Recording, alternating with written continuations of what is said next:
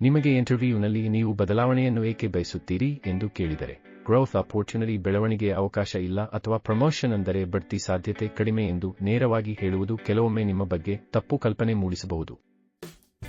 ಅಂತಹ ಉತ್ತರದ ಪರಿಣಾಮ ಏನಾಗಬಹುದು? ನಿಮ್ಮ ಇಂಟರ್ವ್ಯೂವರ್ಗೆ ನೀವು ಕಡಿಮೆ ಸಮಯದಲ್ಲಿ ಗ್ರೋತ್ ಅಥವಾ ಪ್ರಮೋಷನ್ ಸಿಗದೆ ಇದಕ್ಕಾಗಿ ಬೇಸರಗೊಂಡಿರುವಂತೆ ತೋರಬಹುದು, ಅಥವಾ ನಿಮ್ಮಲ್ಲೇನೋ ಕೊರತೆ ಇದೆ ಎಂದು ಇಂಟರ್ವ್ಯೂವರ್ ತಪ್ಪಾಗಿ ಅರ್ಥಮಾಡಿಕೊಳ್ಳಬಹುದು.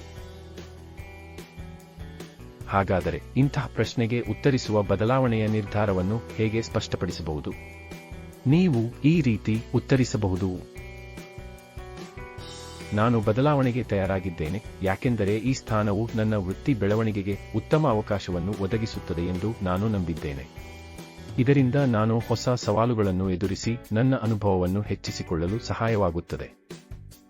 I am ready for a change, because I believe this position offers a great opportunity for my career growth.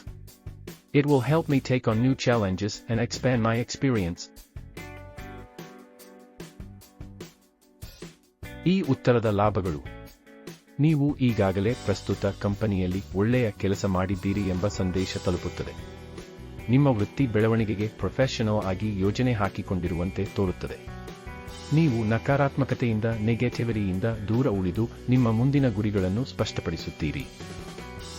ಇಂತಹ ಉತ್ತರವು ಇಂಟರ್ವ್ಯೂವರ್ಗೆ ನಿಮ್ಮ ಮೇಲೆ ಉತ್ತಮ ಅಭಿಪ್ರಾಯ ಮೂಡಿಸುತ್ತದೆ ಮತ್ತು ನೀವು ಇಂಟರ್ವ್ಯೂವನ್ನು ಯಶಸ್ವಿಯಾಗಿ ಕ್ಲಿಯರ್ ಮಾಡಲು ಸಹಾಯ ಮಾಡುತ್ತದೆ.